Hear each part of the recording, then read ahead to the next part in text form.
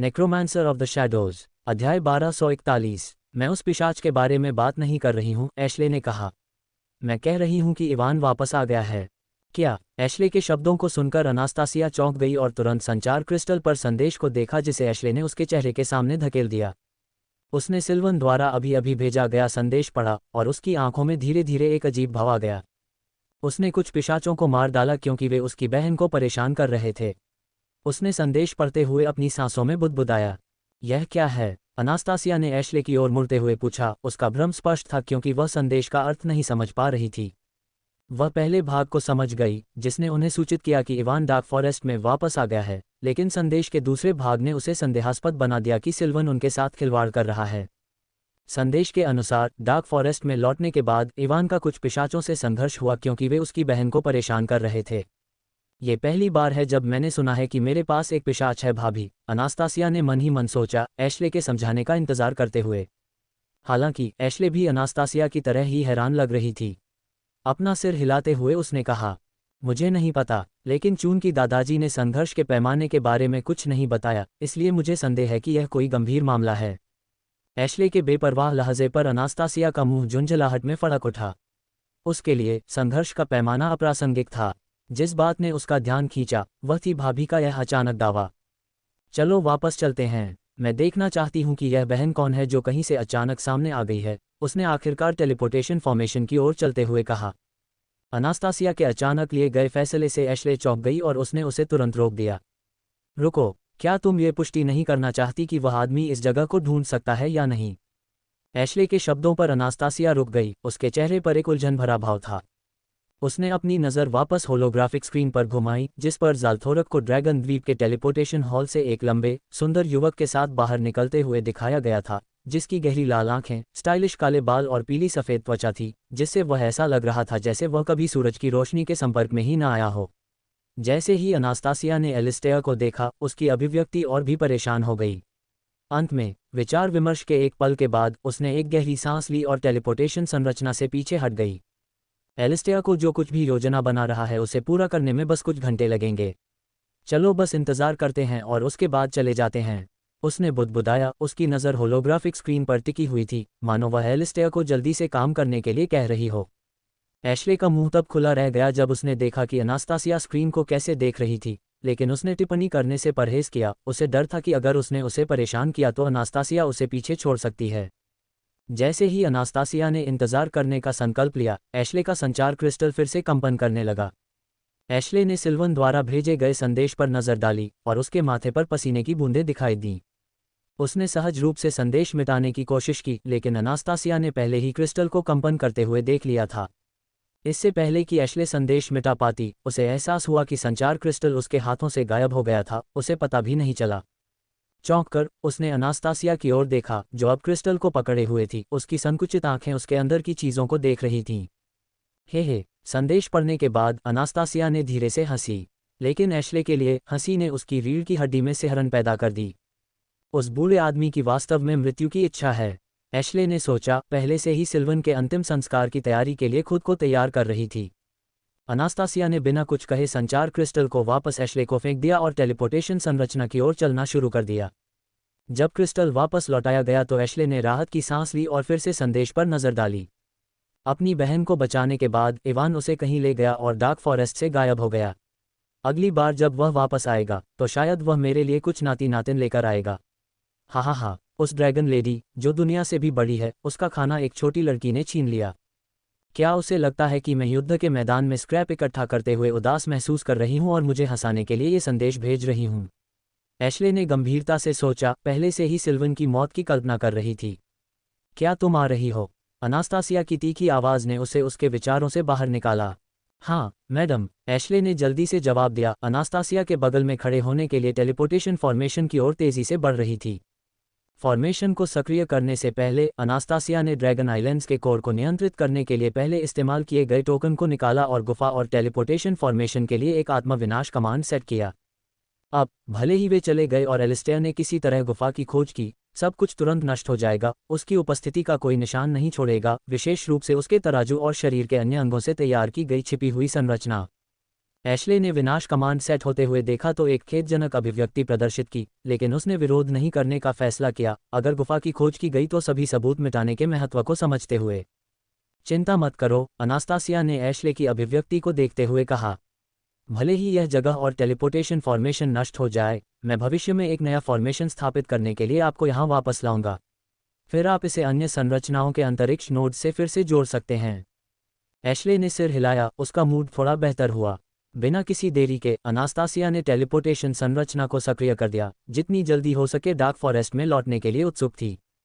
चांदी की रोशनी की चमक के साथ संरचना जगमगा उठी। अनास्तासिया और एशले दोनों को घेर लिया।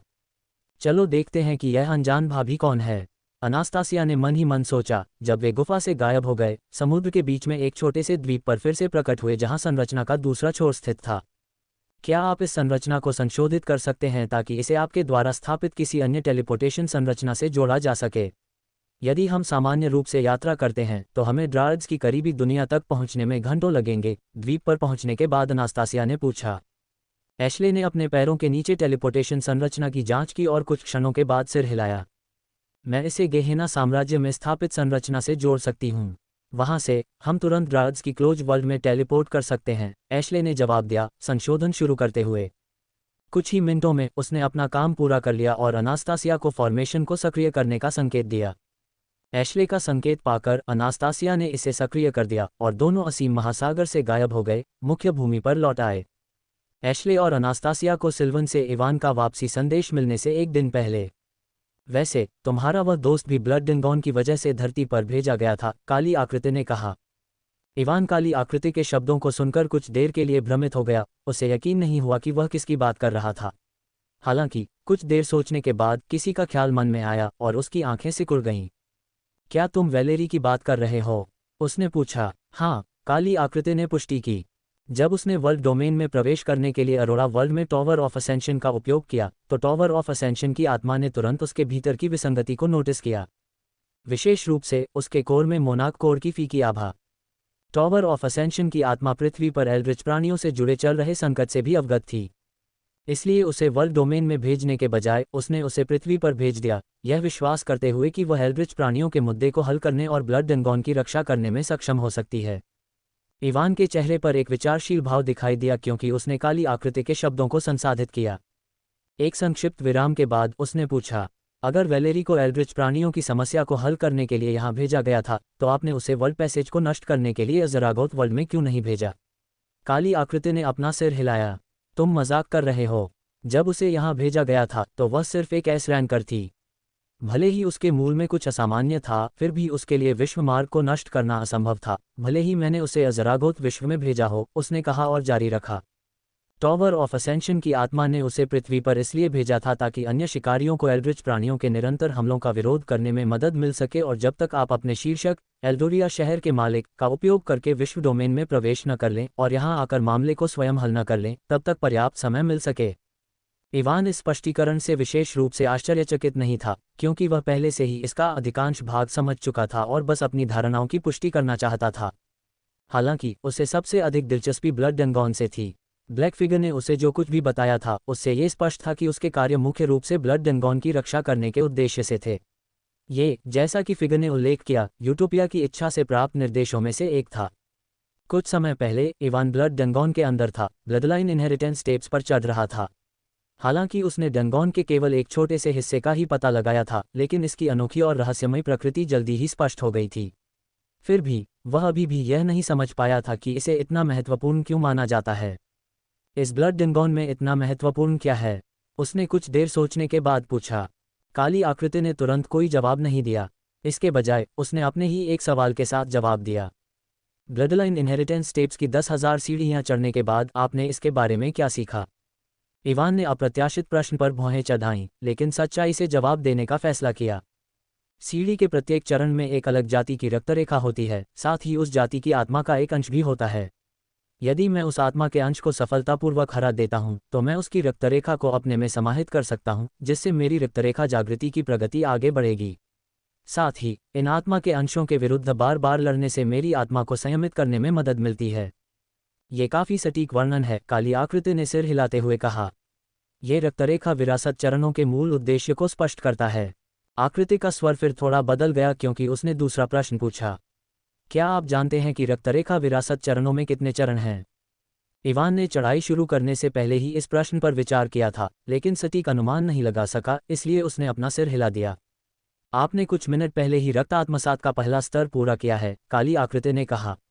रक्त आत्मसात के दूसरे स्तर को आरंभ करने के लिए आपको कितनी रक्तरेखाओं को अवशोषित करने की आवश्यकता है, इसकी जांच करें। इवान ने इस कथन पर आश्चर्य से अपनी पलकें झपकाईं और तुरंत अपनी स्थिति विंडो खोली, अपने रक्त आत्मसात कौशल के विवरण को देखा। जब उसकी नज़र रक्त आत्मसात के दूसरे स्तर को आरंभ करने के लिए आवश्यक रक्त रेखाओं की संख्या पर पड़ी, तो उसका शरीर जम गया और अविश्वास में उसका मुंह खुला रह गया। उसने चकित भाव से स्थिति विंडो को घूरते हुए बुदबुदाया।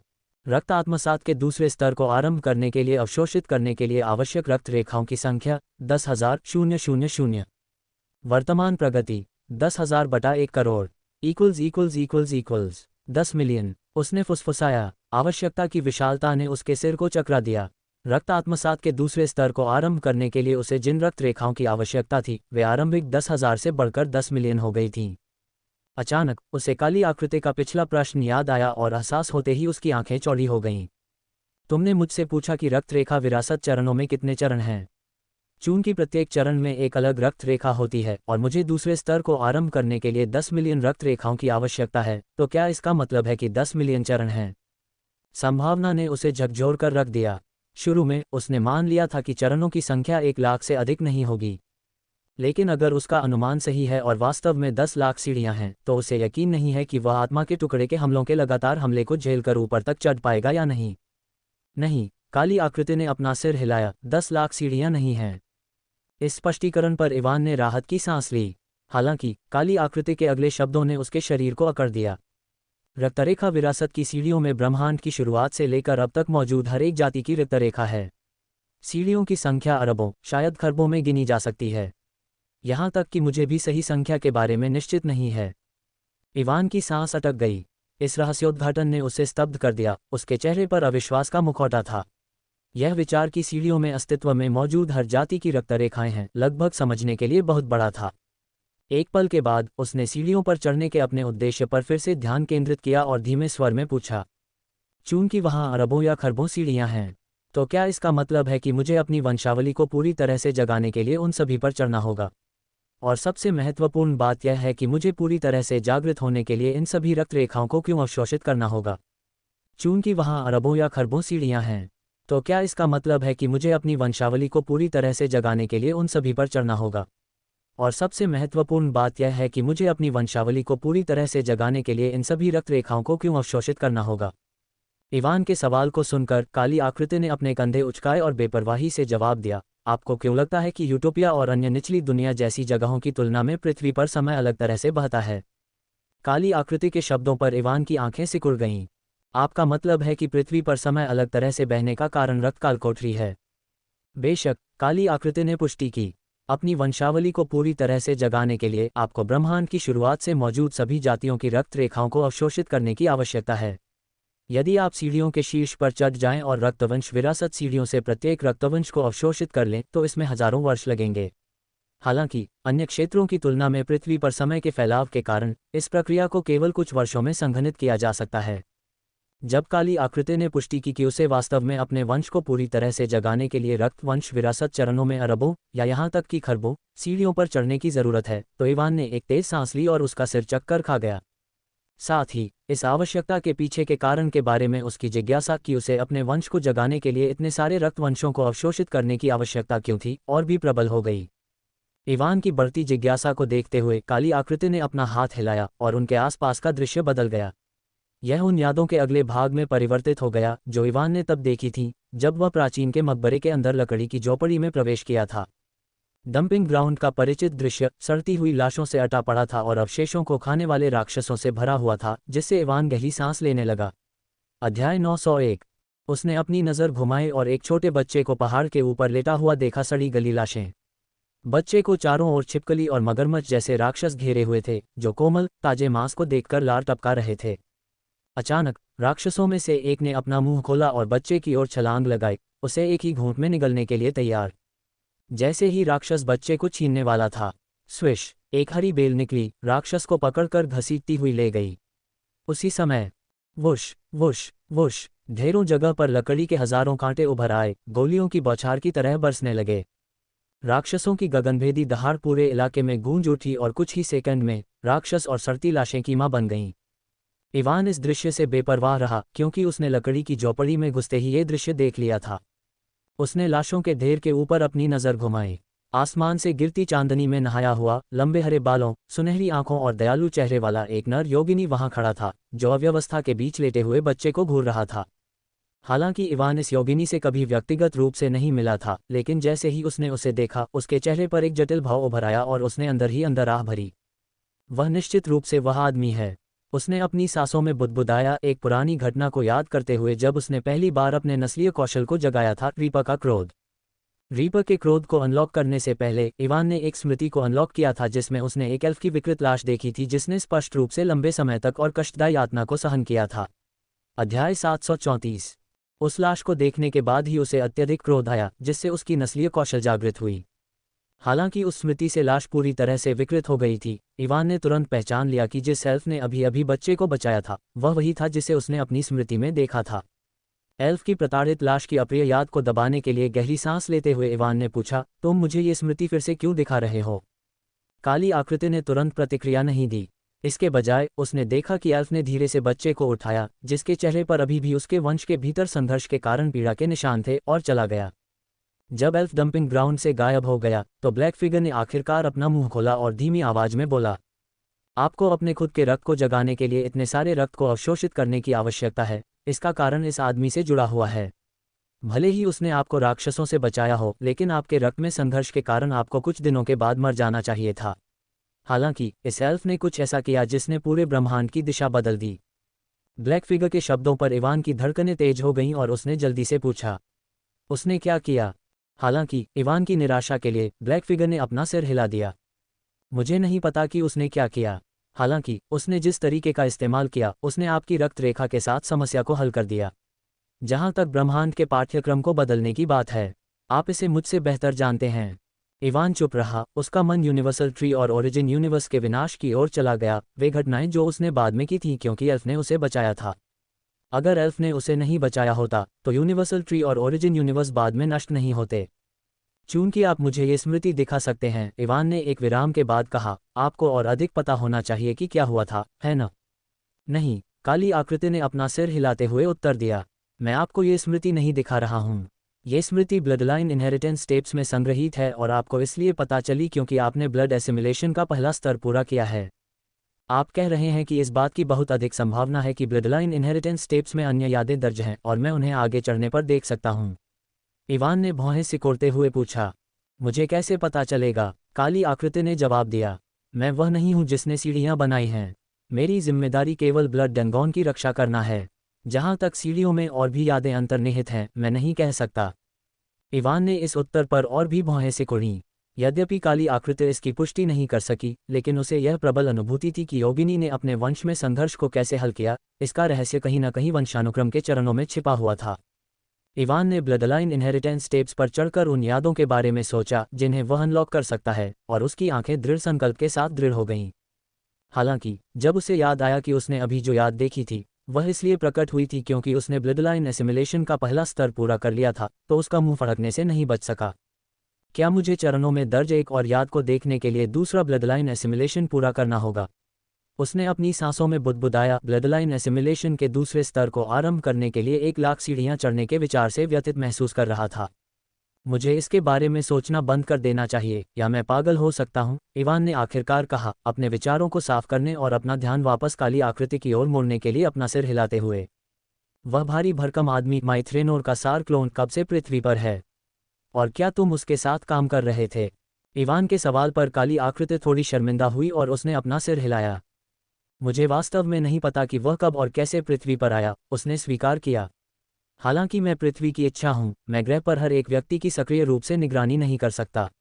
आकृति ने आगे बढ़ने से पहले कुछ देर रुककर कहा, जहां तक इस बात का सवाल है कि क्या मैं उसके साथ काम कर रहा था, तो इसका उत्तर है नहीं। जब एल्ड्रिच जीवों की समस्या उत्पन्न हुई, तो मुझे पृथ्वी पर शिकारियों के साथ संपर्क स्थापित करने के लिए किसी की आवश्यकता थी। मैं चाहता था कि कोई मुझे उनसे संपर्क में रखे ताकि एल्ड्रिच जीवों से संबंधित कोई भी समस्या आने पर मैं उन्हें तुरंत सचेत कर सकूं।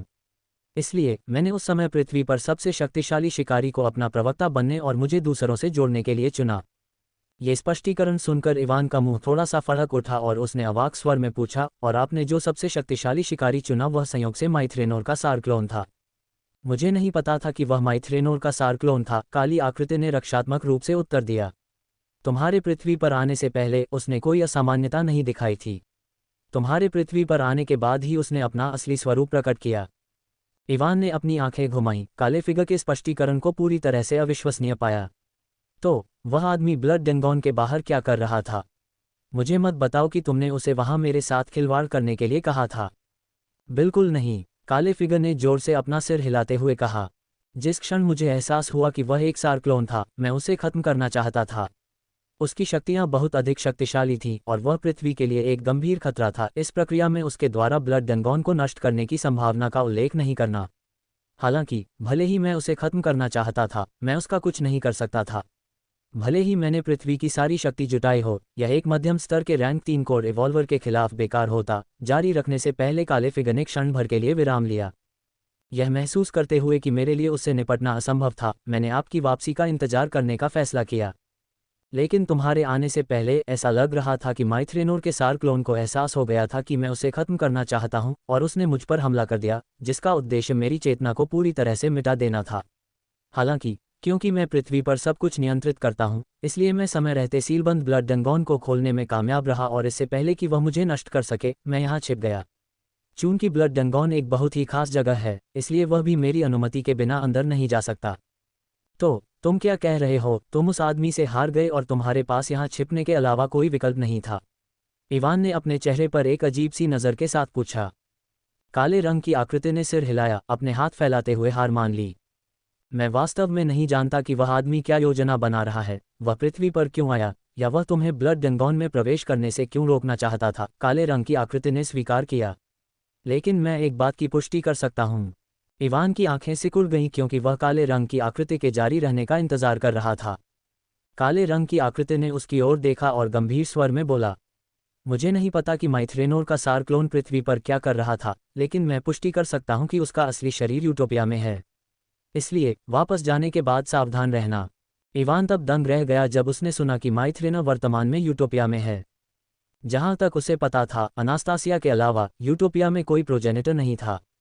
लेसेंट्रा और माइथ्रेना के बारे में पहले सुनने के बाद भी इवान ने उन पर ज्यादा ध्यान नहीं दिया था, यह मानते हुए कि अन्य प्रोजेनिटर की तरह वे भी मूल ब्रह्मांड में रहते थे। लेकिन अब काली आकृति उसे बता रही है कि माइथ्रेना यूटोपिया में है, जिसने उसे वास्तव में चौंका दिया। क्या तुम्हें यकीन है कि वह यूटोपिया में है? इवान ने गंभीर स्वर में पूछा। 100%, काली आकृति ने आत्मविश्वास से उत्तर दिया। मूल ब्रह्मांड से पृथ्वी पर आने के लिए किसी को एक विश्व मार्ग खोलने की आवश्यकता होगी, जैसा कि एल्ड्रिच जीव खोलने की कोशिश कर रहे थे। ऐसा कुछ मुझसे छिपाना असंभव होगा। माइथ्रेना मेरी जानकारी के बिना पृथ्वी में प्रवेश कर सकता था, केवल यूटोपिया के माध्यम से। हालांकि यूटोपिया के लोगों को निचली दुनिया में उतरने से रोकने वाले कई प्रतिबंध हैं, फिर भी कुछ खामियां हैं जिनका फायदा उठाया जा सकता है। इवान ने सोच समझकर सिर हिलाया, उच्च स्तरीय व्यक्तियों को याद करते हुए जिन्हें विंटरक्लॉ ने कभी कभी पृथ्वी पर भेजा था, शक्तिशाली प्राणियों के निचली दुनिया में उतरने पर सामान्य प्रतिबंध के बावजूद। क्या आपको उसकी अनुमानित ताकत का कोई अंदाजा है? इवान ने एक पल की चुप्पी के बाद पूछा। काली आकृति ने अपना सिर हिलाया। मैं इतना कमज़ोर हूं कि मैं उसके सार क्लोन को भी नहीं हरा सकता। मेरे जैसा कोई व्यक्ति उसके असली शरीर की ताकत का अंदाजा कैसे लगा सकता है? इवान ने इस पर भौहें सिकोड़ी, लेकिन कुछ नहीं कहा क्योंकि काली आकृति सही थी। मुझे आश्चर्य है कि क्या वह अनास्तासिया से अधिक शक्तिशाली है? इवान ने अपने मन में सोचा। इस विचार को दूर करने के लिए अपना सिर हिलाया। कुछ और सवाल पूछने के बाद, जिनमें से अधिकांश का उत्तर काली आकृति ने दिया, इवान ने देखा कि काली आकृति ने अचानक उसकी ओर एक लाल टोकन फेंका। टोकन पर आकाश की ओर जाने वाली एक सीढ़ी की छवि थी, जो इसकी सतह पर जटिल रूप से उकेरी गई थी। इवान ने टोकन को पकड़ा और उसे ध्यान से देखा। यह क्या है? उसने काली आकृति से पूछा। इसमें तुरंत कुछ भी उल्लेखनीय नहीं पाया। अज़रागोथ वर्ल्ड में कार्यों को पूरा करने के लिए आपके पुरस्कारों में से एक। अज़रागोथ वर्ल्ड में कार्यों को पूरा करने के लिए पुरस्कारों में से एक। इवान उस काली आकृति के शब्दों को सुनकर दंग रह गया और आखिरकार उसे एहसास हुआ कि रियल्म ग्लिफ, जो तब से उसके शरीर के अंदर खुद को उकेर रहे थे, जब से अज़रागोथ वर्ल्ड के कोर ने सफलतापूर्वक आत्मसात किया था। आदिम छाया क्षेत्र के साथ बहुत पहले ही बंद हो चुका था। अध्याय 1218। वह रक्त रेखा विरासत चरणों के मामले पर इतना केंद्रित था कि जब तक काली आकृति ने इसे सामने नहीं लाया तब तक उसने ध्यान नहीं दिया। इस टोकन का क्या उपयोग है? और आपने अभी कहा कि यह पुरस्कारों में से एक है, जिसका अर्थ है कि और भी हैं, है न? उसने पूछा, अपने होश में वापस आते हुए। ये रक्त टोकन है। आप इसका उपयोग विश्व डोमेन से कभी भी रक्त कालकोठरी में प्रवेश करने के लिए कर सकते हैं। काली आकृति ने उत्तर दिया, उस टोकन की ओर इशारा करते हुए जो उसने अभी अभी उसे दिया था। तुम्हारा क्या मतलब है? इवान ने एक भान उठाई, काली आकृति के स्पष्टीकरण से हैरान।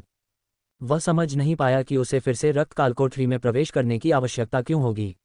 वह कालकोठरी छोड़ने से पहले सीढ़ियों के शीर्ष पर चढ़ने की योजना बना रहा था, और एक बार जब वह शीर्ष पर पहुंच गया तो वापस लौटने का कोई कारण नहीं होगा। काली आकृति ने इवान के विचारों को समझ लिया और अपना सिर हिला दिया। अभी आप ब्लडलाइन इनहेरिटेंस स्टेप्स पर आगे नहीं चढ़ सकते। क्यों नहीं? इवान ने पूछा, उसकी भौहें अप्रत्याशित प्रतिबंध पर गहरी सिकुड़ गईं। क्या आपको लगता है कि रक्त आत्मसात के दूसरे स्तर को शुरू करना एक सरल मामला है? काली आकृति ने शांति से पूछा। इवान ने भ्रम में एक भान उठाए, निहितार्थ को नहीं समझते हुए, और काली आकृति के समझाने का इंतजार किया। रक्त आत्मसात के पहले स्तर ने आपको पहले से ही मृतकों को वापस जीवन में लाकर दुनिया के प्राकृतिक क्रम को बदलने की क्षमता प्रदान की है। दूसरा स्तर इस क्षमता को और मजबूत करेगा। हालांकि आप केवल रैंक 3 कोर इवॉल्वर हैं। रैंक 6 कोर इवॉल्वर के लिए भी एक ऐसी क्षमता को नियंत्रित करना जो वास्तव में किसी व्यक्ति को पुनर्जीवित कर सके, लगभग असंभव है। आप इसे केवल अपनी रक्तरेखा के कारण कर सकते हैं, काली आकृति ने कुछ देर रुकने से पहले समझाया।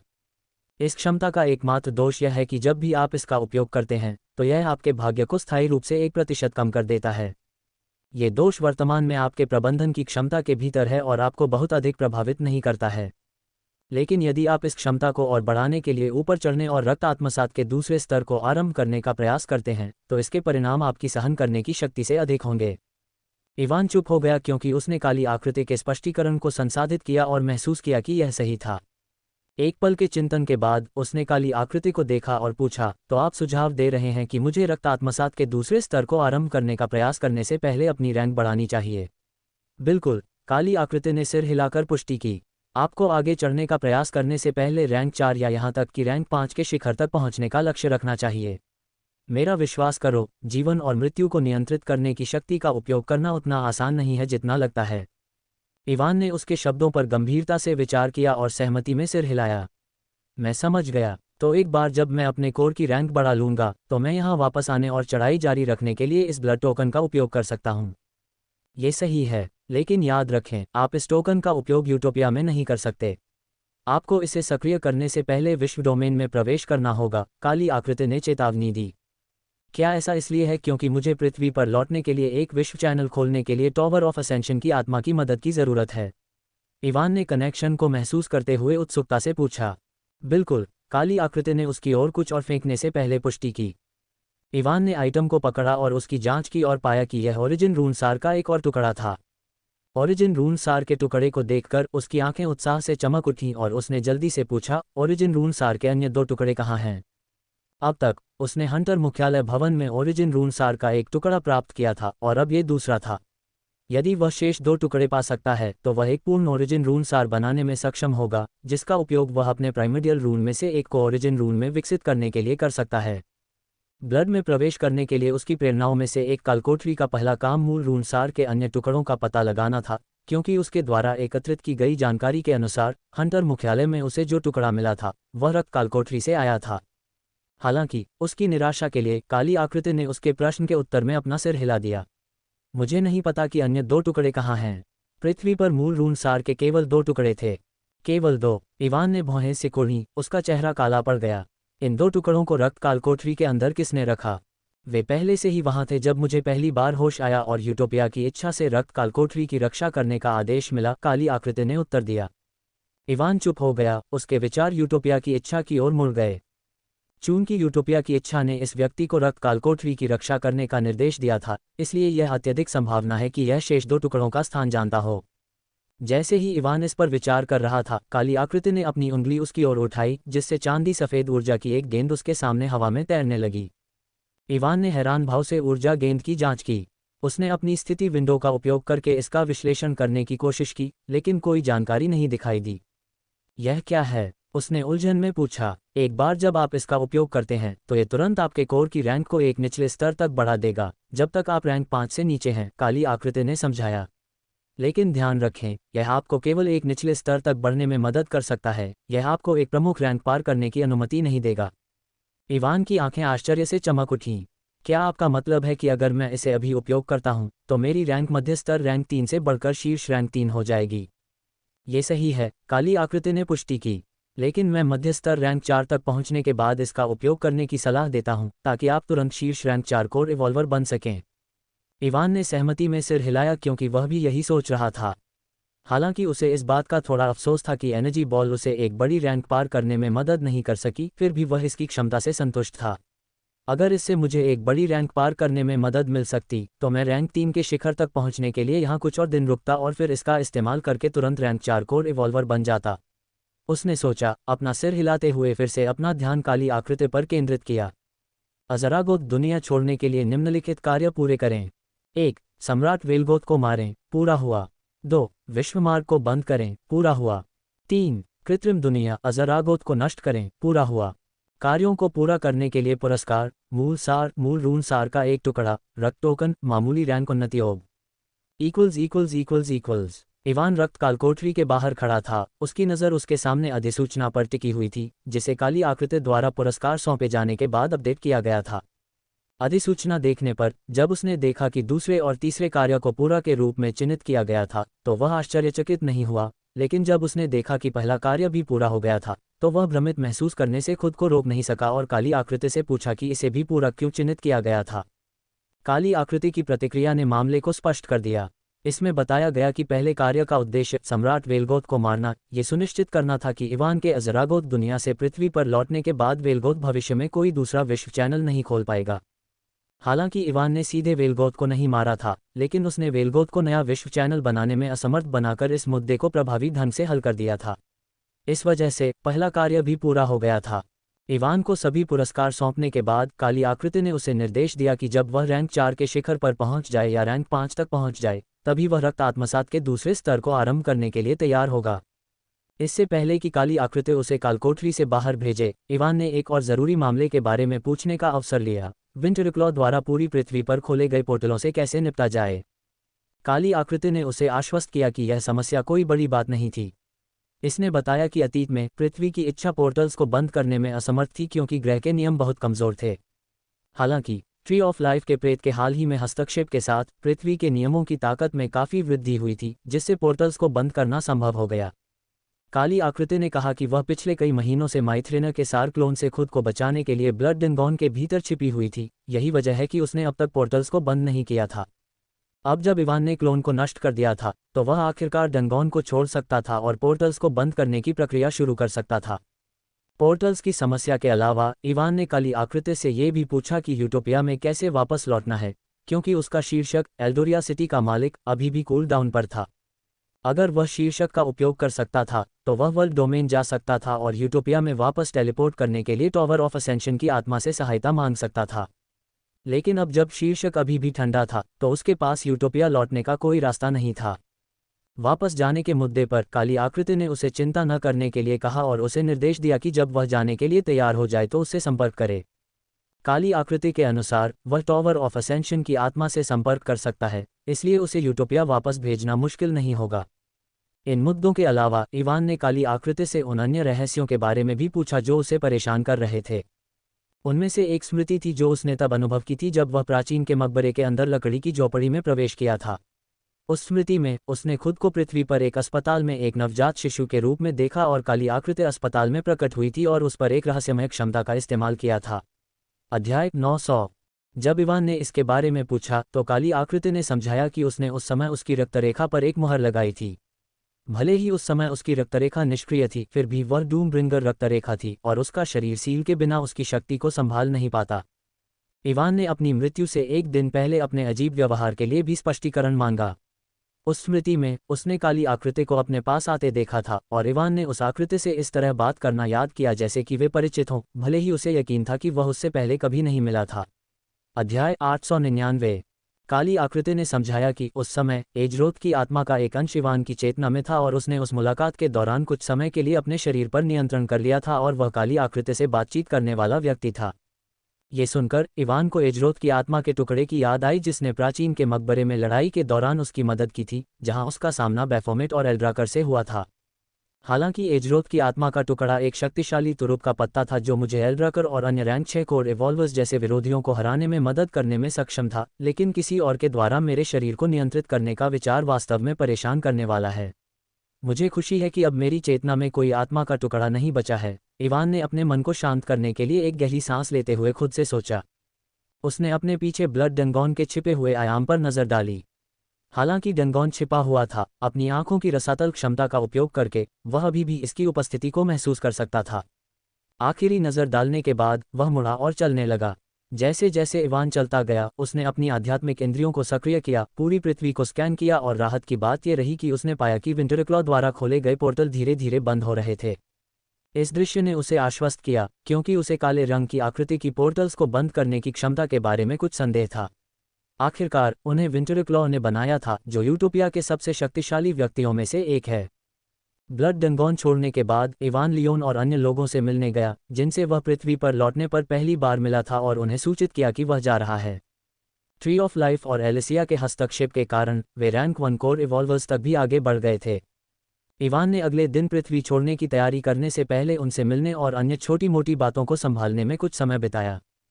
हालांकि वह कुछ और समय के लिए पृथ्वी पर रहना चाहता था, क्योंकि यहाँ समय अलग तरह से बहता था, जिससे उसे यूटोपिया में कम समय बिताने के दौरान महीनों तक आराम करने का मौका मिलता था, लेकिन वह जानता था कि वह यहाँ नहीं रह सकता। उसकी जल्दी का कारण वैलेरी थी, जो अपने कोकून से जागने के संकेत दे रही थी। इवान को यकीन नहीं था कि जब वह जागेगी तो क्या होगा। अगर वह प्राइमोडियल लोली से अप्रभावित होकर उभरी तो सब ठीक हो जाएगा। हालांकि अगर वह प्रभावित हुई तो इससे महत्वपूर्ण जटिलताएं पैदा हो सकती हैं। इवान ने किसी भी स्थिति के लिए तैयार रहने के लिए तुरंत यूटोपिया लौटने का फैसला किया। उसकी योजना अनास्तासिया से सहायता लेने की थी, किसी भी अप्रत्याशित परिणाम से निपटने के लिए उसकी ताकत और प्रभाव पर भरोसा करना। जब जाने का समय आया तो इवान अपने हाथों में बर्फ का कोकून पकड़े खड़ा था। उसके बगल में वेलगोथ खड़ा था, उसकी शक्तियां अभी भी बंद और वश में थीं। चारों ओर देखते हुए इवान ने देखा कि जीवन के पेड़ का प्रेत धीरे धीरे पृथ्वी से दूर जा रहा है, लेकिन उसने इस पर ध्यान नहीं दिया, ये जानते हुए कि पृथ्वी पर जो परिवर्तन इसने लाए थे वे स्थायी थे, यहाँ तक कि इसकी अनुपस्थिति में भी। सब कुछ तैयार होने के बाद इवान ने आसमान की ओर देखा और स्पष्ट रूप से बोला, मुझे वापस भेज दो। जैसे ही उसके मुंह से शब्द निकले उसके ऊपर एक द्वार खुल गया और उसे और वेलगोथ को अंदर खींच लिया, जिससे पृथ्वी पीछे रह गई। यूटोपिया डार्क फॉरेस्ट के बाहरी क्षेत्र में एक चांदी की रोशनी चमकी और एक आलसी भाव वाला भूरे बालों वाला आदमी दिखाई दिया, जैसे कि वह लेटने और सोने के अलावा और कुछ नहीं चाहता था, अपनी बाहों में एक बर्फ का कोकून पकड़े हुए। इवान, जिसने टॉवर ऑफ असेंशन की आत्मा द्वारा यूटोपिया भेजे जाने से पहले अपना रूप बदल लिया था, ने परिचित जंगल को देखा जो ऊंचे पेड़ों से भरा था, जो आसमान में ऊंचे थे, और एक गहरी सांस ली, एक अप्रत्याशित परिचित भावना महसूस की। पृथ्वी छोड़ने के बाद वह खुद को टॉवर ऑफ असेंशन के भीतर पाया, जहां टॉवर की आत्मा ने सीधे उससे पूछा कि वह कहां भेजा जाना चाहता है। चूंकि इसने उसे विकल्प दिया, इसलिए उसने बिना किसी हिचकिचाहट के डार्क फॉरेस्ट को चुना। भेजे जाने से पहले इवान ने अपना रूप बदल लिया, जो उसने प्राचीन के मकबरे में अपने पहले के समय में इस्तेमाल किया था। हालांकि अनास्तासिया ने उसे जो झुमका दिया था वह उसकी उपस्थिति को छिपा सकता है, जिससे किसी के लिए भी कलाकृतियों या कौशल का उपयोग करके उसे ढूंढना असंभव हो जाता है, फिर भी उसके आने पर अन्य लोगों द्वारा देखे जाने का जोखिम बना रहता है। अगर कोई उसे डार्क फॉरेस्ट में पहचान लेता तो यह निश्चित रूप से परेशानी का कारण बनता। प्राचीन के मकबरे में हुई घटनाओं के बाद, विशेष रूप से जहां उसने मकबरे में प्रवेश करने वाले अन्य गुटों के लगभग सभी शीर्ष स्तरीय लोगों को मार डाला, बहुत से लोग उसे खोज रहे हैं। अनावश्यक समस्याओं से बचने के लिए उसने आत्मा द्वारा उसे डार्क फॉरेस्ट में भेजे जाने से पहले अपना रूप बदलने का फैसला किया। ये जगह उस जेल से कहीं बेहतर है। वेलगोथ की उत्साहित आवाज ने अचानक इवान के विचारों को तोड़ दिया। उसने अपनी आंख के कोने से एल्ड्रिच प्राणी को देखा और पाया कि उसकी आंखें चमक रही थीं। ठीक है, ये जगह वास्तव में इन एल्ड्रिच प्राणियों के लिए बेहतर है, इवान ने सोचा।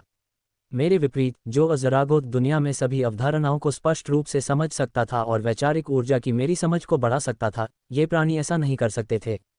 क्या आप यहाँ अवधारणाओं को स्वतंत्र रूप से महसूस कर सकते हैं? इवान ने वेलगोथ से पूछा। हाँ, लेकिन मेरी सभी शक्तियों के सील होने के कारण मैं सटीक अंतर निर्धारित नहीं कर सकता, वेलगोथ ने उत्तर दिया, उसका स्वर उम्मीद से भरा हुआ था। क्या आप मेरी शक्तियों पर लगी सील हटा सकते हैं? इवान अनुरोध पर हल्के से मुस्कुराया और डार्क फॉरेस्ट में गहराई तक चलना जारी रखा। बस कुछ मिनट प्रतीक्षा करें। हम अपने गंतव्य पर पहुंचते ही मैं सील हटा दूंगा। हालांकि इवान को भरोसा था कि सील हटा दिए जाने पर भी वेलगोथ भागने की हिम्मत नहीं करेगा, लेकिन वह कोई भी अनावश्यक जोखिम नहीं लेना चाहता था। वेलगोथ रैंक 5 कोर रिवॉल्वर था और इवान के अधिकांश अधिकारी जो उसे ऐसे शक्तिशाली प्राणी से लड़ने में मदद कर सकते थे, अभी भी कूलडाउन पर थे। अगर वह अब वेलगोथ की सील हटा देता और प्राणी भागने का फैसला करता तो वह उसे रोक नहीं पाता, यहाँ तक कि अपने शैडो एंडेर की सहायता से भी। हालांकि ड्रार्ड्स की बंद दुनिया में प्रवेश करने के बाद ये समस्या आसानी से हल हो जाती। बंद दुनिया में कई बड़े बॉस हैं जो अगर वेलगोथ कुछ भी लापरवाही से करने की कोशिश करता है तो उसे एक झटके में ही खत्म कर सकते हैं। वेलगोथ तब परेशान हुआ जब इवान ने तुरंत सील नहीं हटाए, लेकिन उसे पता था कि वह बहस करने में असमर्थ है। कोई और विकल्प न होने के कारण वह इवान के पीछे पीछे चला गया। अपनी शक्तियों के सील होने के बावजूद वेलगोथ को यह एहसास हो गया था कि जिस जंगल में वे थे वह सामान्य से बहुत दूर था। इसकी गहराई में कई खतरे छिपे हुए थे और अपनी क्षमताओं के बिना वह यहाँ एक सामान्य इंसान की तरह ही कमज़ोर था। अगर वह इवान से बहुत दूर चला गया और किसी राक्षस से भिड़ गया तो यूटोपिया में उसका जीवन शुरू होने से पहले ही खत्म हो जाएगा। वेलगोथ के विपरीत इवान पूरी तरह से सहज था। अपनी मौजूदा ताकत के साथ डार्क फॉरेस्ट के अंदरूनी इलाकों में भी उसे कोई वास्तविक खतरा नहीं था, बाहरी इलाकों की तो बात ही छोड़िए। केवल केंद्रीय क्षेत्र के राक्षस ही चुनौती दे सकते थे। फिर भी अपने शैडो अंडेर की मदद से उसे भरोसा था कि वह या तो उनसे निपट सकता है या बच सकता है। इसके अलावा डार्क फॉरेस्ट के सभी उच्च स्तरीय राक्षस अलारिक के अधीनस्थ थे। अगर इवान उनमें से किसी से भी भिड़ जाता तो उसे परेशानी से बचने के लिए बस अलारिक का नाम लेना होता। जैसे जैसे वह आगे बढ़ता गया इवान बेफिक्र होकर सीटी बजाने लगा। अब जब वह डार्क फॉरेस्ट में वापस आ गया था जहां वह मुसीबत के समय 3 रैंक 6 कोर रिवॉल्वर्स अनास्तासिया, सिल्वन और अलारिक की मदद पर भरोसा कर सकता था, तो उसे वाकई खुशी महसूस हुई। ड्रार्ड्स की बंद दुनिया को छोड़कर फॉरबिडन लैंड में जाने के बाद से उसे जिन चुनौतियों का सामना करना पड़ा था उन पर विचार करते हुए इवान को अपने सिर में झुनझुनी महसूस हुई। इस विचार ने उसे भविष्य में जहां भी जाना हो अनास्तासिया को साथ ले जाने का संकल्प दिलाया। उसकी उपस्थिति उसे कोर रिवॉल्वर के रूप में रैंक 5 या यहां तक कि रैंक 6 तक पहुंचने तक किसी भी समस्या से निपटने की अनुमति देगी। ब्लड एसिमिलेशन के दूसरे स्तर को पूरा करने के लिए जितनी जल्दी हो सके अपनी रैंक बढ़ाने पर ध्यान केंद्रित करने के अलावा मुझे एलिस्ट्रिया से निपटने का एक तरीका भी सोचना होगा जो किसी भी समय परेशानी पैदा करने के लिए आ सकती है। इवान ने एलिसिया की चेतावनी को याद करते हुए गंभीरता से कहा। उसने उससे कहा था कि जीवन के वृक्ष के प्रेत को बुलाने के परिणाम होंगे, जिनमें से एक एलिस्ट्रिया से निपटना था। मुझे बस उम्मीद है कि उसे एलिसिया का पता लगाने में कुछ समय लगेगा, जिसने जीवन के वृक्ष के साथ संबंध स्थापित किया था। इवान ने चुपचाप प्रार्थना करते हुए कहा कि वह डार्क फॉरेस्ट के आंतरिक क्षेत्र में प्रवेश करते समय और अधिक समय के लिए प्रार्थना कर रहा था।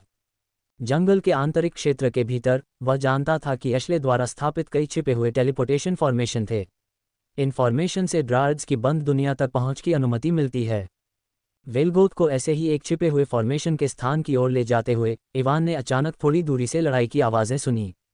भौहें सिकोड़ते हुए वह रुक गया क्योंकि वह टेलीपोर्टेशन फॉर्मेशन का उपयोग करने का जोखिम नहीं उठा सकता था, जबकि अन्य लोग पास में थे, क्योंकि इसे उसका अस्तित्व उजागर हो सकता था और ड्रार्ड्स के लिए परेशानी हो सकती थी। एक पल के विचार के बाद इवान ने अपनी आध्यात्मिक इंद्रियों को सक्रिय किया ताकि यह पता लगाया जा सके कि कौन लड़ रहा था, और उसने जो देखा उसे उसके चेहरे पर आश्चर्य की झलक दिखाई दी। वह यहाँ क्या कर रही है? वह यहाँ क्या कर रही है? इवान ने आश्चर्यचकित स्वर में बड़बड़ाया क्योंकि उसने लाल लाल कवच पहने एक लंबी महिला को देखा। उसके कंधे तक लंबे काले बाल उसकी गहरी नीली आंखों को घेरे हुए थे और उसके माथे के बीच में एक तारे के आकार का रत्न सज रहा था। वह महिला कोई और नहीं बल्कि ब्लेज थी, वह सस्ती बहन जिसे उसने प्राचीन के मकबरे में जबरदस्ती हासिल किया था। फिलहाल ब्लेज 3 पिशाचों से घिरा हुआ था और वे किसी बात पर बहस करते हुए दिखाई दे रहे थे। ब्लेज के चारों ओर गहरे नारंगी रंग की फीनिक्स की लपटें टिमटिमा रही थीं, जो तीव्र गर्मी बिखेर रही थीं, और उसके चेहरे पर क्रोध स्पष्ट रूप से जल रहा था। ब्लेज से कुछ ही दूरी पर इवान ने एक पीक रैंक 4 पिशाच को एक मध्यम स्तर के रैंक 4 फीनिक्स के साथ युद्ध में उलझा हुआ देखा। उनके रैंकों में असमानता के बावजूद फीनिक्स अपनी जमीन पर डटा हुआ था और आश्चर्यजनक रूप से पिशाच के खिलाफ अच्छी तरह से मुकाबला कर रहा था। जब इवान ने उनकी बातचीत सुनी तो उसने स्थिति की एक खंडित तस्वीर बनाई। पीक रैंक 4 पिशाच पिशाचों के समूह का नेता था जो पिशाचों के चारों ओर था ब्लेज, जबकि मध्य स्तर रैंक 4 फीनिक्स उसका निजी रक्षक था। विवरण अस्पष्ट थे, लेकिन ऐसा लग रहा था कि पिशाच भाड़े के सैनिक थे जो खजाने की खोज करने और कुछ पैसे कमाने के लिए डार्क फॉरेस्ट में घुसे थे। दूसरी ओर ब्लेज किसी दिलचस्प चीज के बारे में जानकारी प्राप्त करने के बाद डार्क फॉरेस्ट में आई थी। इवान ने जो कुछ भी पाया उसके अनुसार ब्लेज ने संभवतः वह वस्तु पाली थी जिसकी वह तलाश कर रही थी, लेकिन पिशाचों ने भी उसे खोज लिया था। संघर्ष शुरू हुआ और ब्लेज अपने रक्षक के साथ डार्क फॉरेस्ट के गहरे क्षेत्र में पिशाचों से भिड़ गई। किसी तरह वे भागने में सफल रहे, लेकिन इससे पहले कि वे पूरी तरह से पीछे हट पाते, पिशाचों ने उनका पता लगा लिया, जिससे फिर से झड़प शुरू हो गई। ब्लेज को घेरने वाले 3 पिशाचों में से 2 मध्य स्तर रैंक 3 के थे, जबकि तीसरा रैंक 3 के शिखर पर था। ब्लेज, जो प्राचीन के मकबरे में अपने समय के दौरान रैंक 2 के शिखर पर था, बाद में रैंक 3 तक पहुंच गया था और अब रैंक 3 के शुरुआती स्तर पर था। सामान्य परिस्थितियों में ब्लेज तीनों वैम्पायरों को हरा सकता था, भले ही उनके रैंक में अंतर हो, क्योंकि वैम्पायरों के विपरीत ब्लेज को फीनिक्स गुड का समर्थन प्राप्त था और उसके पास खेलने के लिए कई छिपे हुए कार्ड थे। हालांकि समस्या वैम्पायरों की रणनीति में थी। उससे सीधे भिड़ने के बजाय तीनों वैम्पायरों ने ब्लेज के भागने को रोकने पर ध्यान केंद्रित किया, जब तक कि उनका नेता peak rank 4 vampire Phoenix guard से निपटने के बाद वापस नहीं आ गया। जब भी ब्लेज ने हमला करने का प्रयास किया तो वैम्पायरों ने मिलकर उसके हमले को रोकने का काम किया और फिर उसकी सीमा से बाहर चले गए। और जब भी उसने भागने की कोशिश की तो वे उसे धीमा करने और अपने घेरे को फिर से स्थापित करने के लिए समन्वित पूर्ण शक्ति वाले हमले शुरू कर देते। ब्लेज का चेहरा गुस्से से लाल हो गया था, लेकिन वह वैम्पायरों की सोची समझी रणनीति से मुक्त नहीं हो सकी। हालांकि उसके पास शक्तिशाली क्षेत्र प्रभाव कौशल थे जो वैम्पायरों को पीछे हटने पर भी गंभीर रूप से नुकसान पहुंचा सकते थे, लेकिन ऐसी तकनीकों का उपयोग करने से भारी हंगामा हो सकता था। परिणामस्वरूप अराजकता अनिवार्य रूप से डार्क फॉरेस्ट में अन्य खजाने के शिकारियों को आकर्षित करेगी, और अगर यह बात फैलती है कि उसे कुछ मूल्यवान मिला है तो पिशाच जैसे अधिक अवसरवादी समूह उसका पीछा करेंगे, भले ही वह जंगल से भाग जाए। अब जब मैं इसके बारे में सोचता हूं तो फीनिक्स कबीला यूटोपिया के पूर्वी क्षेत्र में स्थित है, विंटरक्लाव के साम्राज्य के करीब, इवान ने सोच समझकर अपनी ठुड्डी रगड़ते हुए कहा। पृथ्वी पर घटनाओं के बाद इवान विंटरक्लाव के बारे में अधिक जानकारी इकट्ठा करने के लिए उत्सुक था, क्योंकि उसे इस बात का पक्का संदेह था कि वैलेरी की तरह विंटरक्लाव रहस्यमयी प्रिमोडियल लोली से जुड़ा हो सकता है। अन्यथा वैलेरी को अपने कोर को मोनाक कोर में अपग्रेड करने के लिए आइस मोनाक के स्रोत को अवशोषित करने का कार्य नहीं मिला होता। जबकि एशले ने ड्रार्ड्स की बंद दुनिया को यूटोपिया के लगभग हर हिस्से से जोड़ने के लिए कई टेलीपोर्टेशन फॉर्मेशन स्थापित किए हैं, ड्रार्ड्स का सूचना नेटवर्क गंभीर रूप से सीमित है। उनकी छोटी आबादी और कल्पित बौनों से छिपने की निरंतर आवश्यकता ने उनकी खुफिया जानकारी इकट्ठा करने या दूसरों के सामने खुद को प्रकट करने की क्षमता को सीमित कर दिया। हालांकि अलारिक का एक व्यापक नेटवर्क है, लेकिन पूर्वी क्षेत्र में उसका प्रभाव, जहां फ्रोजन राजशाही विंटरक्लाव का साम्राज्य रहता है, पश्चिमी क्षेत्र में डार्क फॉरेस्ट के स्थान के कारण सीमित है। विंटरक्लाव के बारे में विश्वसनीय जानकारी प्राप्त करने और उसकी हर हरकत पर नजर रखने के लिए इवान को एहसास हुआ कि उसे पूर्वी क्षेत्र में एक गुट के साथ गठबंधन करने की आवश्यकता होगी। ड्रैगन्स के विपरीत वर्तमान फीनिक्स कबीला अब यूटोपिया की शक्ति संरचना के शिखर पर नहीं है। हजारों साल पहले ड्रैगन्स की तरह ही फीनिक्स कबीला एक प्रमुख शक्ति थी। हालांकि एक भयावह घटना ने उनके अधिकांश सदस्यों को मिटा दिया, जिससे उनकी संख्या में भारी गिरावट आई। हालांकि इवान को यकीन नहीं था कि फीनिक्स कबीले के पतन का कारण क्या था। उसने अनास्तासिया से पुष्टि की थी कि इस घटना के लिए एजरोथ जिम्मेदार नहीं था।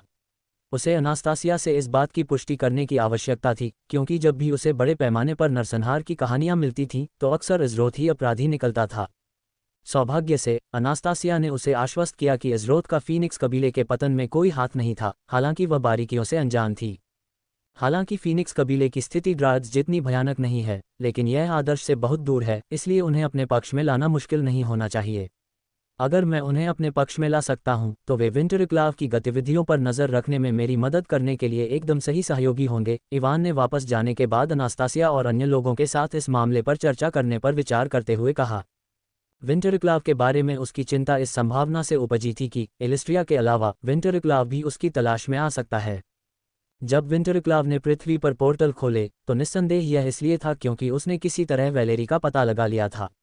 अब जब वह उसे यूटोपिया ले आया था तो उसे डर था कि विंटरक्लाव उसे फिर से ढूंढ सकता है और उनके पीछे आ सकता है। हालांकि इवान अनास्तासिया से वैलेरी की मौजूदगी को छिपाने के लिए कह सकता था, उसके छिपने के बेजोड़ कौशल को देखते हुए उसे छिपाना मुश्किल नहीं होगा। हालांकि यह एक सही समाधान नहीं था। इवान ने फैसला किया कि सबसे अच्छा विकल्प ऐसे लोगों को भर्ती करना था जो विंटरक्लाव पर सक्रिय रूप से नजर रख सकें और उसकी हरकतों पर रिपोर्ट कर सकें। इस कार्रवाई के लिए खुद को तैयार करते हुए इवान ने अपने चेहरे को रगड़ा ताकि उसका भाव उज्ज्वल हो जाए और उसके चेहरे पर मुस्कान फैल गई। उसने सावधानी से बर्फ के कोकून को नीचे रखा और उसकी और वेलगोथ की रक्षा के लिए कई छाया मरे हुए लोगों को बुलाया। यहाँ रुको, इवान ने नज़रों से ओझल होने से पहले वेलगोथ को निर्देश दिया। इवान के अचानक चले जाने पर वेलगोथ झेप गया, लेकिन छाया मरे हुए लोगों को पहरा देते हुए देखकर वह शांत हो गया और वहीं रुक गया। कुछ ही सेकंड में इवान चल रही लड़ाई से कुछ दूरी पर फिर से प्रकट हुआ और चेहरे पर मासूम मुस्कान लिए ब्लेज के पास पहुंचा। बहन, बहुत दिनों से नहीं मिले। स्विश, एक तीखी चुभने वाली आवाज के साथ लगभग 10 मीटर लंबी भाले की छाया जो पूरी तरह से जलती हुई गहरी नारंगी लपटों से बनी थी विनाशकारी गति से आगे बढ़ी, सीधे मध्य स्तर के रैंक 3 पिशाच पर निशाना साधते हुए। हालांकि भाले की छाया अपने इच्छित लक्ष्य तक पहुंचने से पहले संघनित रक्त ऊर्जा से बनी 3 झिलमिलाती ढालें उसके रास्ते में आ गईं, जिनमें से प्रत्येक उसकी प्रगति को रोकने के लिए दृढ़ संकल्पित खड़ी थी। जैसे ही धधकती भाले की छाया ने पहली ढाल पर प्रहार किया, इसने एक पल में अवरोध को चकनाचूर कर दिया, जिससे रक्त ऊर्जा के टुकड़े हवा में बिखर गए। हालांकि भाले के चारों ओर की तीव्र लपटें परिणामस्वरूप स्पष्ट रूप से मंद हो गईं, उनकी विनाशकारी चमक थोड़ी फीकी पड़ गई। जब भाले की छाया दूसरी ढाल से टकराई तो एक क्षण भर के लिए रुक गई, इसकी गति थोड़ी देर के लिए रुक गई, इससे पहले कि लपटें एक उग्र विस्फोट में फूट पड़ीं, जिससे ढाल नष्ट हो गई। हालांकि यह आगे बढ़ती रही, लेकिन इसका बल स्पष्ट रूप से कम हो गया था। अंत में तीसरी और अंतिम ढाल से टकराने पर भाले की छाया डगमगा गई। अपनी तीव्र गर्मी के कारण ढाल बनाने वाली रक्त ऊर्जा का एक महत्वपूर्ण हिस्सा वाष्पित हो जाने के बावजूद यह अब अपना आकार बनाए नहीं रख सका और एक हल्की फुफकार के साथ भाला टिमटिमाते अंगारों में बदल गया, इसकी ऊर्जा समाप्त हो गई। जिस क्षण भाला पहली ढाल से टकराया, अंतिम ढाल से टकराने तक विनाश का पूरा क्रम 1 सेकंड से अधिक नहीं लगा। फिर भी उस संक्षिप्त क्षण में ब्लेज को घेरने वाले 3 पिशाच पहले ही चले गए थे, तेजी से सुरक्षित दूरी पर चले गए, ये सुनिश्चित करते हुए कि वे किसी भी संभावित अनुवर्ती हमले की पहुंच से दूर रहें। जब ब्लेज ने ये देखा तो उसके चेहरे पर क्रोध के भाव गहरे हो गए, उसका चेहरा लाल हो गया और उसके माथे पर नसें स्पष्ट रूप से धड़कने लगीं। देखने वाले किसी भी व्यक्ति को यह स्पष्ट था कि वह पूरी तरह से क्रोधित थी। ब्लेज की ताकत अत्यधिक शक्तिशाली विनाशकारी कौशल का उपयोग करके अपने दुश्मनों को नष्ट करने की उसकी क्षमता में निहित थी, लेकिन वर्तमान स्थिति ने उसे गंभीर रूप से विवश कर दिया। वह यहाँ अपनी अधिकांश विनाशकारी क्षमताओं को उजागर करने का जोखिम नहीं उठा सकती थी। इसके 2 कारण थे। पहला, ऐसा करने से निस्संदेह डार्क फॉरेस्ट में छिपे अन्य खजाने के शिकारियों का ध्यान आकर्षित होगा, और दूसरा, क्योंकि डार्क फॉरेस्ट अलारिक के अधिकार क्षेत्र में था। अलारिक ने साहसी और खजाने के चाहने वालों को डार्क फॉरेस्ट के बाहरी और भीतरी क्षेत्रों में स्वतंत्र रूप से खोज करने की अनुमति दी और केवल केंद्रीय क्षेत्र को ही बाहरी लोगों के लिए प्रतिबंधित कर दिया। जबकि अलारिक ने अपने क्षेत्र में खोज और छोटी मोटी झड़पों को बर्दाश्त किया, बड़े पैमाने पर विनाश पूरी तरह से एक और मामला था। भले ही अलारिक और यूटोपिया के अन्य प्रमुख गुटों के बीच समझौते मौजूद थे, डार्क फॉरेस्ट अभी भी उसका क्षेत्र था और कोई भी शासक अपनी भूमि को बेतहाशा विनाश से तबाह होते हुए बर्दाश्त नहीं करेगा। बस हार मान लो और वह चीज सौंप दो और हम तुम्हें जाने देंगे, पीक रैंक 3 पिशाच ने आत्मसंतुष्ट होकर कहा। उसके स्वर में अहंकार था क्योंकि वह ब्लेज पर मुस्कुरा रहा था। हालांकि ब्लेज ने उसके तानों को नजरअंदाज कर दिया, उसका ध्यान अपने गार्ड पर चला गया। मध्य स्तर की रैंक 4 फीनिक्स वर्तमान में दूरी पर शीर्ष रैंक 4 पिशाच के खिलाफ लड़ाई में लगी हुई थी। चल रही लड़ाई को देखते हुए उसकी भौहें गहरी सिकुड़ गईं। हालांकि उसका रक्षक निर्विवाद रूप से शक्तिशाली था, लेकिन उसके और पिशाच नेता के बीच रैंक की असमानता एक महत्वपूर्ण चुनौती थी। पिशाच की प्रदर्शित क्षमताएं दुर्जेय थीं, जिससे ये स्पष्ट हो गया कि वह कोई साधारण प्रतिद्वंद्वी नहीं था। यदि दोनों समान रैंक के होते तो उसका रक्षक बिना किसी कठिनाई के विजयी हो जाता। हालांकि वर्तमान परिस्थितियों में ब्लेज को यकीन नहीं था कि उसका रक्षक कितनी देर तक अपनी रक्षा कर सकता है, या क्या वह जीत भी हासिल कर सकता है। जैसे ही उसने अपने विकल्पों पर विचार किया, ब्लेज ने भागने के लिए अपने अधिक शक्तिशाली कौशल में से एक को उजागर करने की संभावना पर विचार करना शुरू कर दिया, भले ही इसका मतलब परिणामों को जोखिम में डालना हो। हालांकि इससे पहले कि वह कोई निर्णय ले पाती, उसने अचानक पास में एक नई उपस्थिति को महसूस किया और उसकी अभिव्यक्ति तुरंत बदल गई। उसकी सहज प्रवृत्ति ने उसे तुरंत नए व्यक्ति का सामना करने के लिए प्रेरित किया। जब उसकी नज़र छाया से आती हुई आकृति पर पड़ी तो वह स्तब्ध रह गई, उसकी पुतलियां सदमे से सिकुड़ गईं और सहज ही उसने सावधानी से एक कदम पीछे खींच लिया। बहन, बहुत दिनों से नहीं मिले, इवान ने कहा। उसकी गर्म मुस्कान उसके हमेशा आलसी व्यवहार के साथ एकदम विपरीत थी, जिससे वह अजीब तरह से निहत्था दिखाई दे रहा था। हालांकि तीनों पिशाचों को इवान का दृष्टिकोण बिल्कुल भी निहत्था नहीं लगा। उसे ब्लेज को बहन कहकर संबोधित करते हुए सुनकर उनके हाव भाव सतर्क हो गए और उनकी निगाहें बेचैनी से दोनों के बीच बदल गईं। ब्लेज ने अपनी ओर से तुरंत अपनी चौकसी बढ़ा दी। उसकी आध्यात्मिक इंद्रियां बाहर की ओर फैल गईं, किसी जाल के संकेत के लिए आसपास की चीज़ों को स्कैन करते हुए। उसके दिमाग में संदेह की लहर दौड़ गई, उसे यकीन था कि इवान के यहाँ आने के पीछे कोई गुप्त उद्देश्य था। प्राचीन के मकबरे में उनकी पिछली मुठभेड़ को देखते हुए, जहां इवान ने उसे और वोइट्सकार को धोखा दिया था, कई गुटों को उनके खिलाफ कर दिया था, उसके लिए यह मान लेना स्वाभाविक था कि वह उसे एक बार फिर फंसाने आया था। जब इवान ने ब्लेज की सतर्कता देखी तो उसकी आंखें क्षेत्र के चारों ओर घूम गईं, जैसे कि किसी घात की उम्मीद कर रही हों। उसके होंठ फड़कने लगे, एक बेहोशी सी मुस्कान उसके चेहरे पर झुंझलाहट की झलक दिखी। फिर भी वह उसे दोष नहीं दे सकता था। अतीत में उसने जो कुछ भी किया था, उसके बाद उसका संदेह जायज से कहीं ज्यादा था। उसकी प्रतिक्रिया को अनदेखा करने का विकल्प चुनते हुए इवान ने एक सहज कदम आगे बढ़ाया। उसकी मुस्कान अडिग थी। बहन, तुम यहाँ क्या कर रही हो? उसने पूछा। उसका लहजा हल्का और बातचीत वाला था। ब्लेज तुरंत पीछे हट गया और ठंडी आवाज में चेतावनी दी, मुझसे दूर रहो। इवान ने ब्लेज के शब्द सुने तो रुक गया और सिर हिलाते हुए एक छोटी सी आह भरी। बहन, क्या तुम पिछली बार जो हुआ उसके बारे में अभी भी नाराज हो? उसने पूछा। उसके चेहरे पर एक अतिशयोक्तिपूर्ण दोषी भाव था, जैसे कि उसे पिछली बार जो कुछ भी किया उसके लिए वास्तव में खेद हो रहा हो। हालांकि ब्लेज उसके दिखावटी पश्चाताप से प्रभावित नहीं हुई और थोड़ी सी भी उत्तेजना पर अपने कौशल को दिखाने के लिए तैयार थी। ब्लेज ने एक बार फिर इवान को अपनी ओर बढ़ते देखकर चेतावनी देना चाहा, लेकिन इससे पहले कि वह ऐसा कर पाती, अचानक एक हरकत ने उसका ध्यान खींचा। उसने अपनी आंख के कोने से देखा कि पीक रैंक 3 वैम्पायर हरकत में आ गया है और उसके बजाय इवान को निशाना बना रहा है। जब ब्लेज ने ये देखा तो उसकी आंखें प्रत्याशा से चमक उठीं और वह मौके का फायदा उठाकर भागने के लिए तैयार थी। अचानक इवान, जो ब्लेज पर ध्यान केंद्रित कर रहा था, ने पीछे से हवा की एक तेज सीटी सुनी और एक खून से लाल तार, बालों के एक स्ट्रैंड से भी पतला, एक गोली की तरह उसके सिर की ओर बढ़ा। एक साधारण mid level rank 3 core revolver के लिए यह हमला घातक होता, उनके सिर को प्रतिक्रिया करने से पहले ही छेद दिया जाता। लेकिन इवान गतिहीन रहा, उसने मुड़ने की भी जहमत नहीं उठाई। जैसे ही खून से लाल तार उसके सिर से मात्र सेंटीमीटर की दूरी पर था, ब्लेज और वैम्पायर को यह विश्वास दिलाने के लिए कि वह बर्बाद हो गया है, तार अचानक रुक गया, हवा में लटक गया। जिस क्षण तार रुका, वातावरण नाटकीय रूप से बदल गया, क्योंकि उस क्षेत्र पर घुटन भरा आध्यात्मिक दबाव आया, जिससे ब्लेज और वैम्पायर को ऐसा लगा जैसे उनके सिर पर हथौड़े से वार किया गया हो। इवान की काली आंखें धुंधली सफ़ेद रोशनी से चमक उठी, उसकी आध्यात्मिक ऊर्जा तूफान की तरह उमड़ रही थी।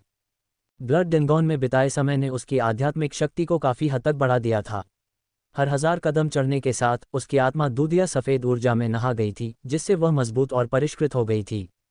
वर्तमान में उसकी आध्यात्मिक शक्ति एक मध्यम स्तरीय रैंक 4 कोर रिवॉल्वर के बराबर थी। हालांकि इसकी शुद्धता बेजोड़ थी, जो उसके रैंक की क्षमताओं से कहीं ज्यादा थी।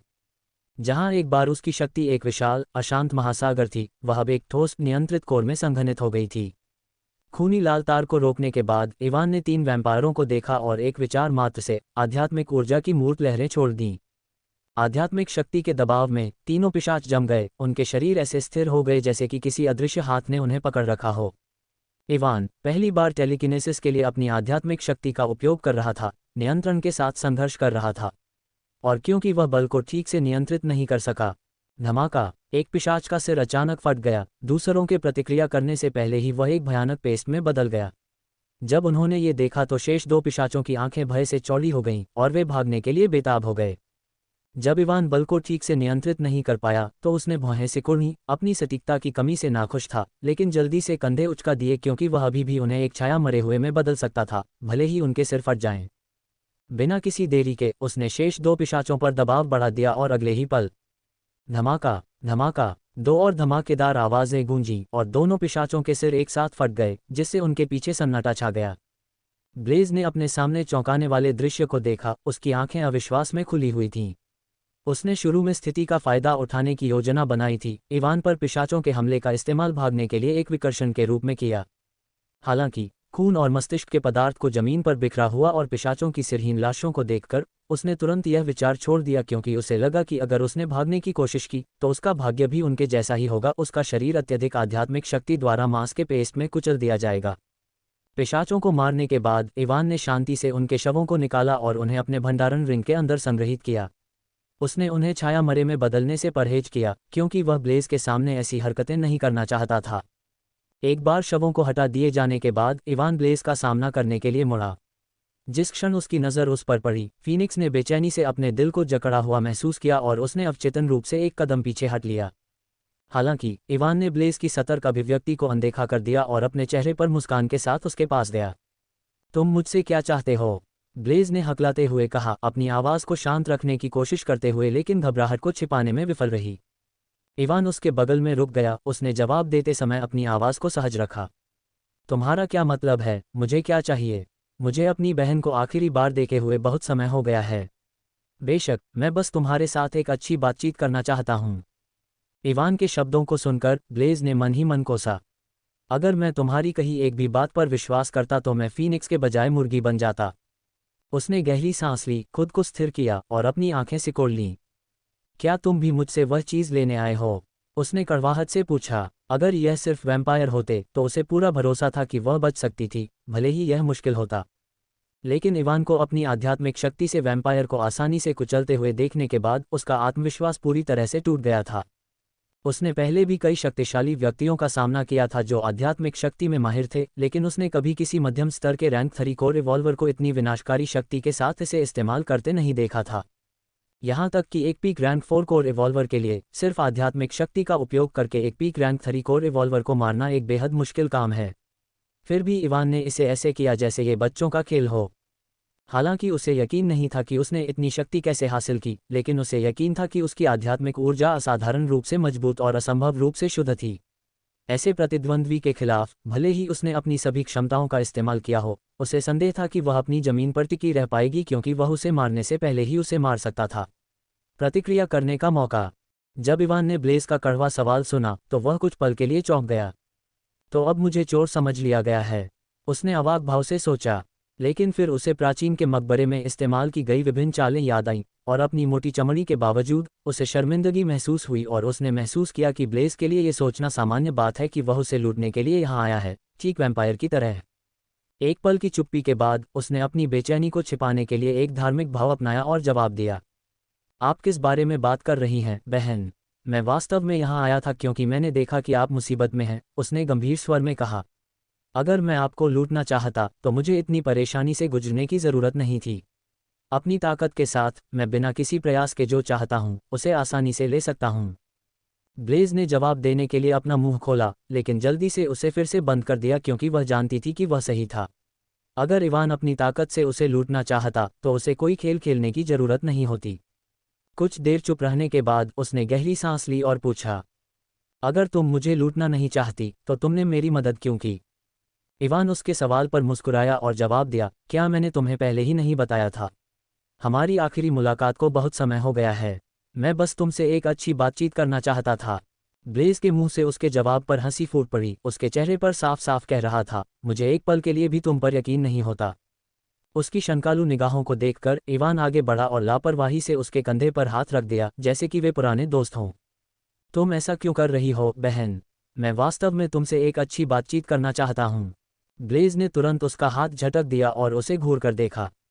आप किस बारे में बात करना चाहते हैं? बस मुझे पहले ही बता दो। इवान की नज़र उस दिशा में चली गई जहां रैंक 4 का पिशाच अभी भी ब्लेज के रक्षक से जूझ रहा था।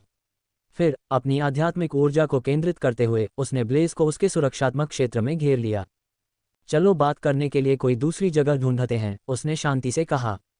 डार्क फॉरेस्ट के किनारे की ओर एक कदम बढ़ाते हुए वह एक पल में गायब हो गया। ब्लेज का दिल धड़क उठा जब उसने महसूस किया कि इवान की आध्यात्मिक ऊर्जा उसके चारों ओर लिपट रही है। एक पल के लिए उसे लगा कि वह उसे मारने का इरादा रखता है, लेकिन इससे पहले कि वह प्रतिक्रिया कर पाती, उसके आसपास का दृश्य धुंधला हो गया और अपनी बढ़ी हुई धारणा के साथ भी वह केवल ये बता सकी कि वे जंगल के निकास की ओर तेजी से बढ़ रहे थे। जैसे ही इवान आगे बढ़ा, उसने अपने भीतर शून्य ऊर्जा को सक्रिय कर दिया, जिससे अंतरिक्ष के ताने बाने में एक छोटी सी दरार पैदा हो गई। दरार उसे और ब्लेज दोनों को निगलने से पहले थोड़ा फैल गई। ब्लेज की दृष्टि क्षण भर के लिए धुंधली हो गई और जब ये साफ हुई तो उसने महसूस किया कि वे पहले से ही डार्क फॉरेस्ट के बाहर थे। इससे पहले कि वह इसे पूरी तरह से समझ पाती, उसका आसपास का माहौल एक बार फिर धुंधला हो गया। अगले ही पल उसने खुद को जंगल से इतनी दूर पाया कि वह अपनी आध्यात्मिक समझ के साथ भी इसे महसूस नहीं कर पाए। तुम स्टार सिटी लौटने की योजना बना रही हो, है न? इवान की आवाज़ ने उसके चकित विचारों को तोड़ दिया। ब्लेज ने सिर हिलाने से पहले थोड़ी देर हिचकिचाहट दिखाए। उसकी प्रतिक्रिया देखकर इवान ने उसे बचाने के लिए अपनी आध्यात्मिक शक्ति का उपयोग करना बंद कर दिया। हम अब डार्क फॉरेस्ट से काफ़ी दूर हैं, उसने शांत स्वर में कहा। कोई भी तुम्हें पकड़ नहीं पाएगा। स्टार सिटी यहाँ से बहुत दूर नहीं है, तुम्हें कुछ घंटों में वहाँ पहुँच जाना चाहिए। ब्लेज ने फिर से हिचकिचाहट दिखाई, फिर आखिरकार सिर हिलाया। तुम्हारी मदद के लिए धन्यवाद। इवान ने उसकी कृतज्ञता पर मुस्कुराते हुए अपना हाथ हिलाते हुए कहा। तुम क्या बात कर रही हो बहन? मैं उन जोंकों को तुम्हें परेशान करने नहीं दे सकता था, है न? ब्लेज के मुंह से उसके शब्द निकले क्योंकि वह समझ सकती थी कि यह एक सरासर झूठ था, लेकिन उसने उसे इसके लिए नहीं बुलाया। इसके बजाय उसने सिर हिलाया और कहा, तुमने कहा था कि तुम किसी चीज़ के बारे में बात करना चाहते थे। इवान ने सिर हिलाया, उसकी मुस्कान लौट आई। ठीक है, दरअसल मुझे तुम्हारी मदद की ज़रूरत है ताकि मैं तुम्हारी ओर से तुम्हारे कबीले के नेता को एक संदेश दे सकूं।